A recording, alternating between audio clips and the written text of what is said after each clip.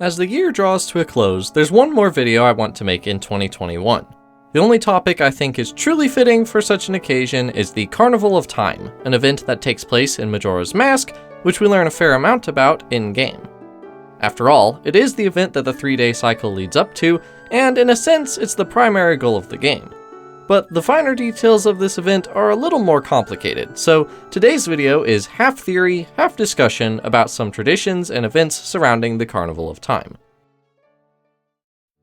Every tradition has its roots, and I think the carnival itself, as a tradition, has roots that we can see in Termina's history. Much of what we know of ancient Termina can be heard from Anju's grandmother, the elderly woman who sits in the Stockpot Inn for the majority of each 3-day cycle. She can recite one of two stories from her books, one about when the 4 giants departed to the 4 corners of Termina, and the other about the Carnival of Time itself.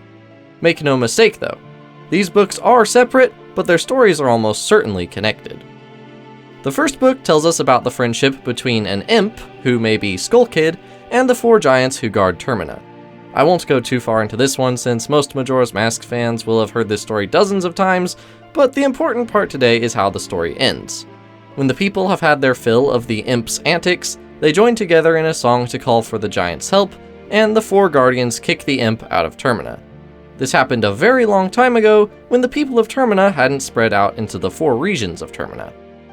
Now, the second book goes over the meaning of the carnival itself. It seems plain to me that the events in the first book were the inspiration for the Carnival of Time.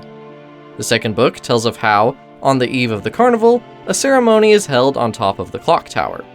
At this time, they call to the giants by singing an ancient song, and this is one of the many traditions they hold to request a rich harvest in the year to come. In other words, it's kind of like a big get-together for New Year's Eve in Termina.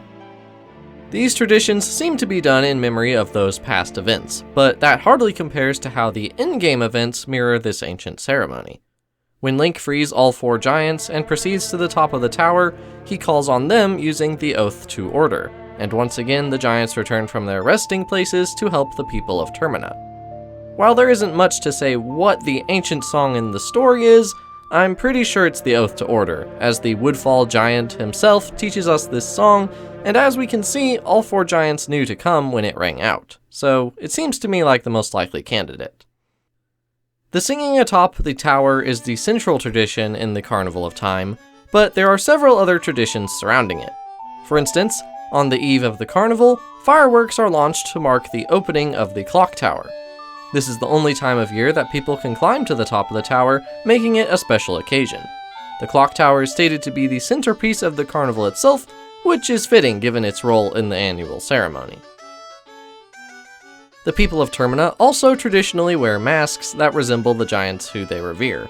These masks have been part of the tradition for ages, but since then it has also become customary for participants to bring their own handcrafted masks. Masks have apparently always been a part of Termina's history, and while these masks aren't magical or powerful, they're still a special part of the carnival. On the subject of masks, traditional wedding ceremonies in Termina involve an exchange of masks between the couple getting married.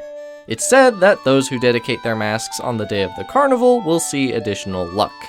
While it isn't stated directly, this is likely why Anju and Kafai get married on the dawn of the carnival. They had chosen the timing of their wedding long in advance, so it seems likely they were planning around the carnival due to this saying. Aside from the clock tower, there's another tower that's important to the Carnival of Time. The Festival Tower is a smaller, layered tower that's progressively built in the days leading up to the carnival. Unfortunately, we never see this tower fully built in-game, as the workers who are needed to construct it flee before it gets completed.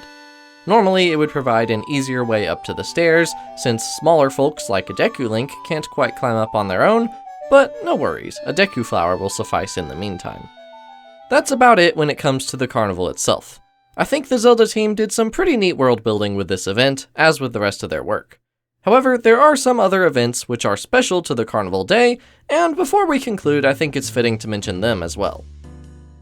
One event that was greatly looked forward to in-game was the performance of the Indigogos, a Zora band from the Great Bay. As Toto, the band manager, explains, it had been quite some time since they performed at the carnival, and many fans were looking forward to their performance. Sadly, they had to cancel on account of the lead singer losing her voice suddenly. After the game ends, we can see that Link's good deeds have mended the situation, and the Zora band gets to perform as originally planned. In similar fashion, the Gourmand troupe was scheduled to perform as well, but as the opening to the band's performance. Alas, with no performance comes no opening, so Madame Aroma, the mayor's wife, had to break the bad news to the troupe leader, Gourmand. This news put the troupe leader in quite a sorry state, but he never tells his troupe that their act has been cancelled, instead moping in the milk bar. If Link helps him out, he'll end up telling the troupe about the cancellation, but by the end of the game their situation will be fixed as well, meaning they all get a happy ending. Oh, and one last kind of related, kind of unrelated note. I find it interesting how the carnival mentions celebrating the harmony between nature and time. The reason for this is, the essences you collect in Oracle of Seasons and Oracle of Ages are just that. The essences of time and the essences of nature. Was that intentional? Maybe so, or maybe just a happy little coincidence. I guess we'll never know. If you want to, though, you can go to the comments and discuss it peacefully and quietly, just like the city council does about fleeing Clocktown. What isn't a coincidence, however, is that I'm super thankful for those of you who've stuck around this long. I couldn't do this without you. I think this year I've seen a lot of growth in both video quality and channel size, and I hope that both of those factors continue to improve over the next year. Anyway, thank you all very much for watching, and I'll see you next time you're in the Legend Zone.